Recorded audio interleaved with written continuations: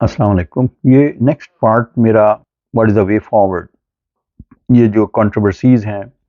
یا اس کو کس طرح سے حل کرنا چاہیے یا حل ہونا چاہیے، یا اس میں کس طرح ہارمنی آئے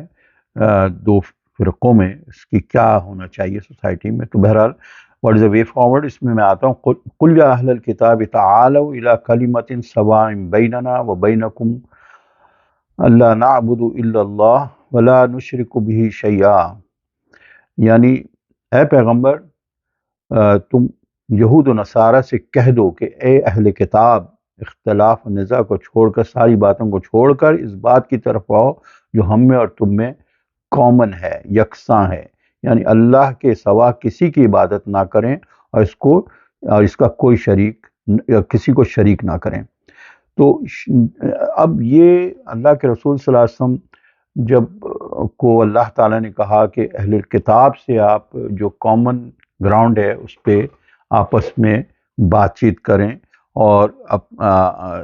تو یہ جب ایک اہل کتاب یعنی یہود و نصارہ سے کہا جا سکتا ہے، تو ہم ایک مسلمان ہو کے کیوں نہیں اپنے کامن گراؤنڈ پہ آتے ہیں، بجائے اس کے کہ ڈفرینسز کو ہوا دیتے رہیں۔ تو یہ ایک بات ہے۔ اس کے علاوہ ہم یہ کہتے ہیں کہ سب سے بڑی بات کہ ہمیں جو بنیاد ہے، جو لا الہ الا اللہ، یعنی اللہ کے سوا کوئی معبود نہیں، توحید، جس کے متعلق اللہ کے رسول صلی اللہ علیہ وسلم نے ایک مرتبہ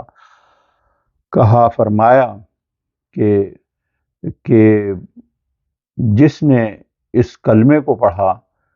اور اس میں کوئی آمیزش نہیں کی تو اس نے فلاح پا گیا، جس کا مفہوم یہ ہے۔ تو اس پہ حضرت علی کرم اللہ جو نے کہا کہ اے اللہ کے رسول صلی اللہ علیہ وسلم، آمیزش سے کیا مطلب ہے؟ تو نے کہا کہ یعنی جس نے ظلم نہ کیا ہو، یعنی اس کا عمل صحیح ہو، کیونکہ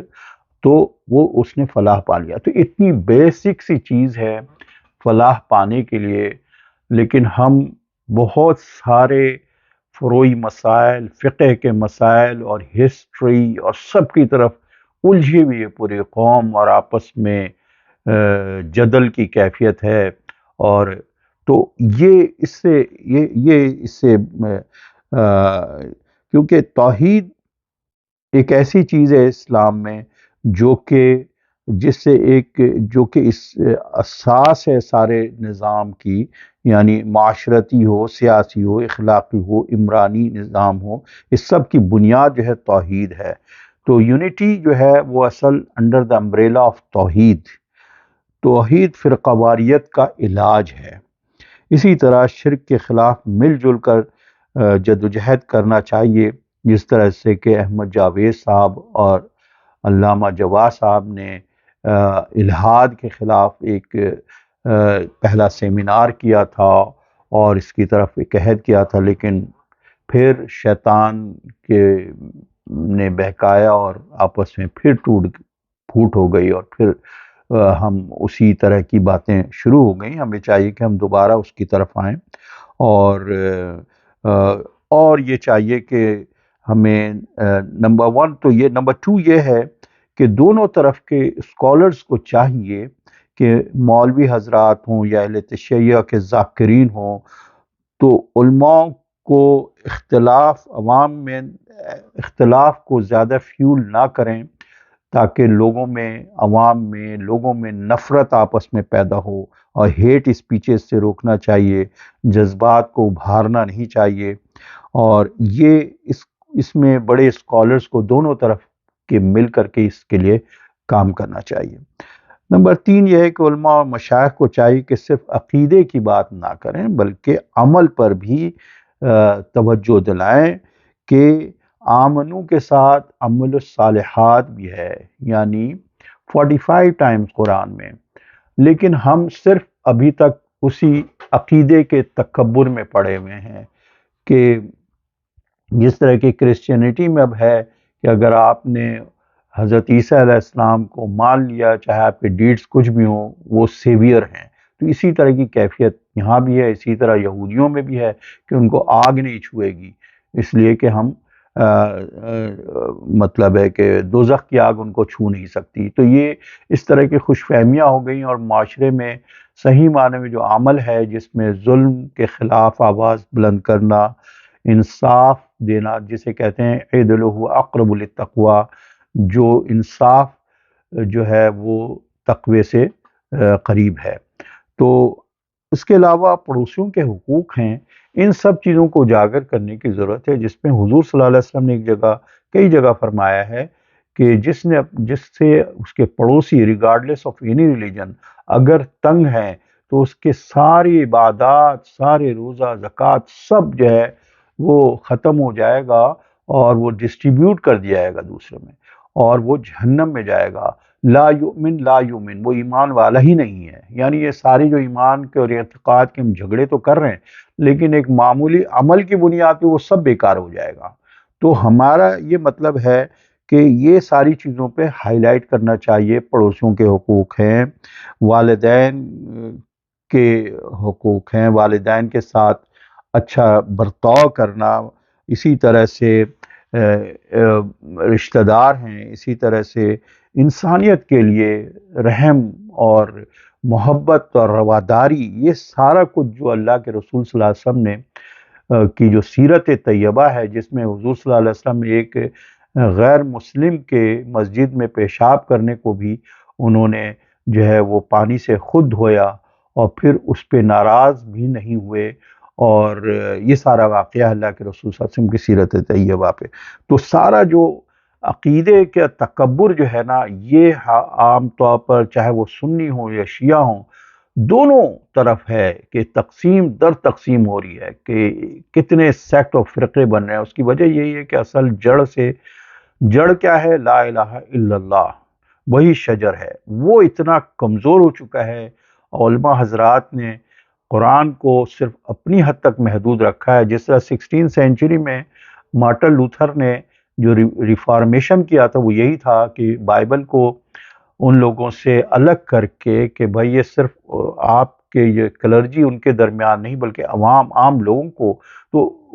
تک ایکسیس ہونا چاہیے. تو ہمارے یہاں بھی یہی ہے کہ قرآن کو جب تک کہ عام نہیں کیا جائے گا، لوگوں تک نہیں پڑھنے، یعنی اس کو فنڈامنٹلز کو سمجھنا، اور اس پہ تو پھر یہ فرقہ بازیاں کم سے کم ہوتی جائیں گی. کہ جیسا کہ قرآن میں خود لکھا ہے، بِحَبْلِ اللَّهِ جَمِيعًا وَلَا تَفَرَّقُوا، اللہ کی رسی کو مضبوطے سے تھام لو اور فرقوں میں نہ بٹو. لیکن اس کے اوپر ہمارے ہاں جو مولوی حضرات ہیں یا وہ ہیں، انہوں نے ایک پیشہ ور بن چکے ہیں، جس کی وجہ کر یا ایون علماء دونوں طرف سے یہی حال ہے. 5ویں نمبر پہ علماء مشائخ سے یعنی یہ جو حب جاہلیہ ہے، اس کو روکنے کی ضرورت ہے، کہ اللہ کے رسول صلی اللہ علیہ وسلم کی پیروی پہ زور دیں. جیسے کہا گیا قل ان کنتم تحبون اللہ فاتبعونی یحببکم اللہ ویغفر لکم ویغفر لکم ذنوبکم. کہہ دو کہ اگر تم چاہتے ہو کہ اللہ تم سے محبت کرے، تو اس کو چاہیے کہ اللہ کے رسول صلی اللہ علیہ وسلم کی پیروی اور اتباع کرے، اسوہ حسنہ کی. تو اسی طرح سے اسلام جو ہے وہ دونوں چیزوں کا ہے، ایمان اور عمل، ڈیڈز بھی اور ایمان بھی. اور جیسا کہ اللہ کے رسول صلی اللہ علیہ وسلم کو سورہ نون میں اللہ تعالیٰ نے کہا وَإِنَّكَ لَعَلَىٰ خُلُقٍ عَظِيمٍ، آپ بہترین ہائیسٹ لیول آف مورالٹی پہ ہیں آپ اللہ کے رسول. تو ہم ان کو فالو کرنا چاہیے. اور دوسری جگہ یہ بھی فرمایا گیا وَمَا آتَاكُمُ الرَّسُولُ فَخُذُوهُ وَمَا نَهَاكُمْ فَانْتَهُوا. اللہ کے رسول جس چیز سے تمہیں روکیں،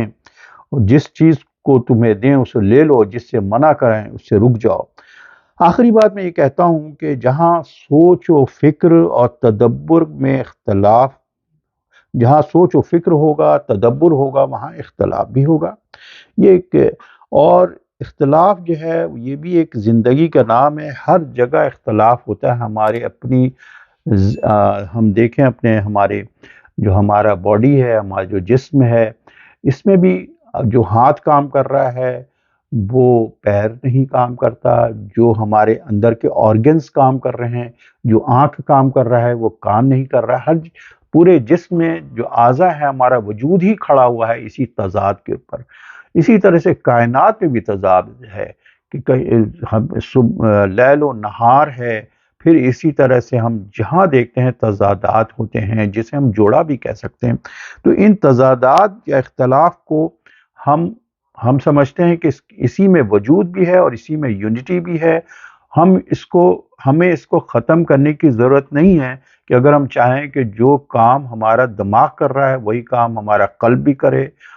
ہمارا وجود ہی اسی پہ کھڑا ہے۔ تو یہ اس فکر اس سے نہیں ہمیں بلیو اس چیز پہ رکھنا چاہیے کہ یونٹی ان ڈائیورسٹی۔ تو اختلاف کا مطلب کہیں بھی نہیں ہے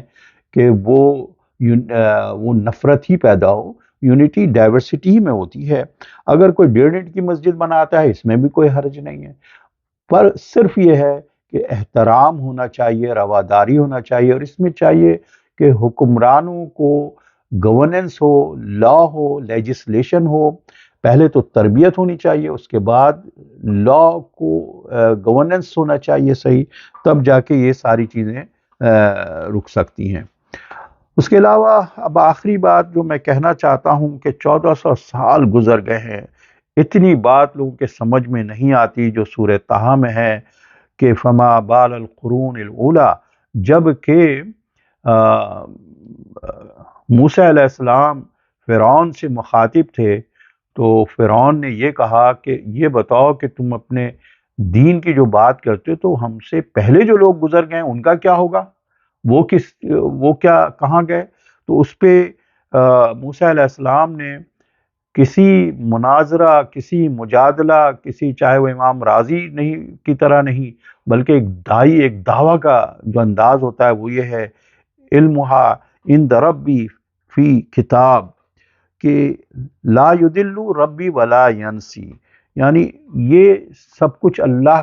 کے علم میں ہے، ان کے کتاب میں موجود ہے، وہ نہ کھویا جاتا ہے اور نہ وہ بھولتا ہے۔ تو میرے پروردگار کے پاس سب کچھ موجود ہے۔ تو آج ہم جس بات پہ جھگڑ رہے ہوتے ہیں یا اکثر